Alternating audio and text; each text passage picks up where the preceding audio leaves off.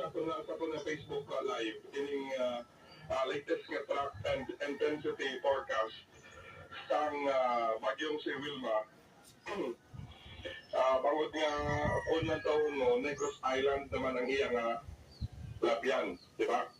Kay the same track or path sang naglabay nga bagyo.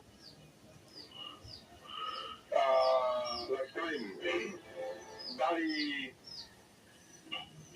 Thursday today, December 4, alas 8 sang agapi karon, gapalapit kini siya sa may Eastern Visayas. By 8 a.m. was December 5, manog sunod na siya or manog landfall na sa Eastern Visayas.